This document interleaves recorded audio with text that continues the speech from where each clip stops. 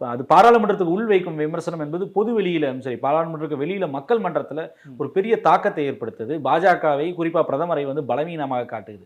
அவர் மட்டுமல்ல, மித்த தலைவர்கள் பாராளுமன்றத்தில் இருக்கக்கூடிய உறுப்பினர்கள் பேசுகிற பேச்சு, நேற்று வந்து திரிணாமுல் காங்கிரஸ் சார்பாக பேசிய ஒரு எம்பியாக இருந்தாலும் சரி, அதற்கு முன்பு மகுவா மைத்ரா பேசியது, இல்லை திமுக சார்பாக பேசக்கூடியவர் எல்லோரும் பேசக்கூடிய பேச்சுக்கள், அதற்கு இப்போ சுழி போடுறதே வந்து அதுக்கு ஸ்கெட்ச் போடுறதே வந்து ராகுல் காந்தி தான். அப்போ அதுல இருந்து லீட் எடுத்துட்டு எல்லாரும் ஒவ்வொருத்தரா அகிலேஷ் யாதவ் முதற்கொண்டு இப்போ தொடர்ந்து பாஜக மீது, பிரதமர் மோடி மீது, அரசு மீது வைக்கக்கூடிய விமர்சனங்கள் என்பது மக்கள் மத்தியில் பெரிய பேசுபொருளா ஆக்குகிறது. அதே போல வந்து பாஜக அரசினை வந்து மோடி அரசை பலவீனப்படுத்தி காட்டுகிறது. ஏன் மோடி தலைமையிலான என்டிஏ அரசை வந்து பலவீனமாக்கி காட்டு. நேற்று இரவு 1 மணிக்கு அப்படிப்பட்ட ட்வீட் போட வேண்டிய அவசியம் என்ன? தகவல் அவருக்கு வந்து அந்த நேரத்தில் கிடைத்திருக்கலாம்.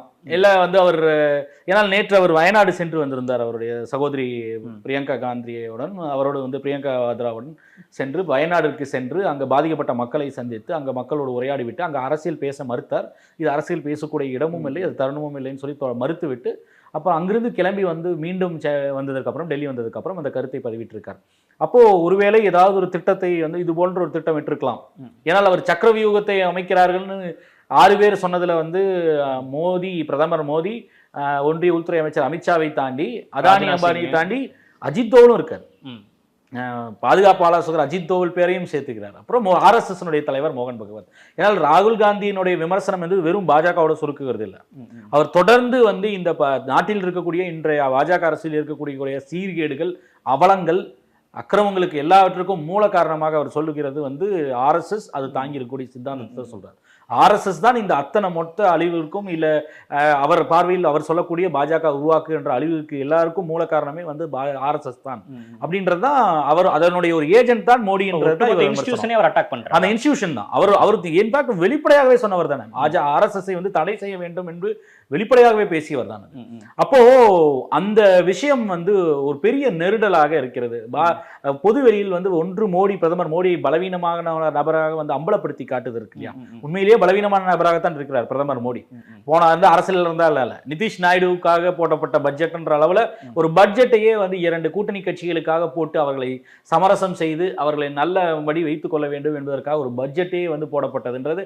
நீங்க என்ன காரணம் சொல்லலாம், நம்ம நிர்மலா சீதாராமன் பேசியிருக்கலாம், இல்ல வந்து அருவருக்கத்தக்க பேச்சுக்களை வந்து அனுராக் தாக்கூரை வைத்து பேச விட்டு அதை வந்து இவர் ரசித்துக் கொண்டிருக்கலாம். அந்த பிரதமர் ஒரு பாராளுமன்றத்தில் எந்த பேச்சுக்கள்லாம் கேட்கக்கூடாதோ அது போன்ற கேவலமான பேச்சுக்கள், அருவருக்கத்தக்க பேச்சுக்கள்லாம் பேசி வந்து அதை ரசிக்கலாம், அதை சர்க்குலேட் பண்ணி எல்லோரும் கேட்க வேண்டிய பேச்சுன்னு பேசலாம். ஆனால் கடைசியாக மக்கள் மன்றத்தில் நிற்கக்கூடியது இது நிதிஷ் நாயுடுக்காக போடப்பட்ட பட்ஜெட், ஆட்சியை காப்பாற்றுவதற்காக போடப்பட்ட பட்ஜெட்னு ராகுல் காந்தி தொடங்கி பிரதமர் இது முதலமைச்சர் திரு மு.க. ஸ்டாலின் முதல்ல அது எல்லோரும் பொதுவாக இவர்கள் வைக்கக்கூடிய விமர்சனம் பொதுமக்கள்கிட்ட பெரிய அளவுக்கு போய் சேர்ந்துருச்சு. அரசாங்கத்திற்கு உள்ளேயும் சரி வெளியும் சரி ஒரு சந்திக்கக்கூடிய ஒரு அரசாக இருக்கிறது.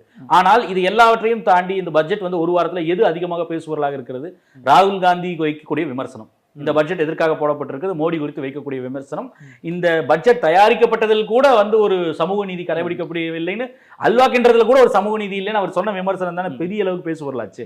அப்போ இந்த அரசினுடைய அஜெண்டா எது வந்து மக்கள் மன்றத்தில் பேசுபொருளாக இருக்கணும்னு அந்த அஜெண்டாவை செட் பண்ணக்கூடிய இடத்துல தொடர்ந்து வந்து ராகுல் காந்தி இருக்கார். பிரதமர் பேசுறார், ஒன்றிய உள்துறை அமைச்சர் பேசுறார், 11 அமைச்சர்கள் வந்து அவருக்கு பதில் சொன்னாங்க முதல்ல பேசினப்போ இந்த பாராளுமன்றம் அமைச்சதுக்கு அப்புறம். ஆனால் வந்து இவருடைய பேச்சு தான் வந்து அஜெண்டாவை செட் பண்ணுது. பட்ஜெட்ல வந்து நீட் வினாத்தாள் கசியத்தை பத்தி பேசலாமா?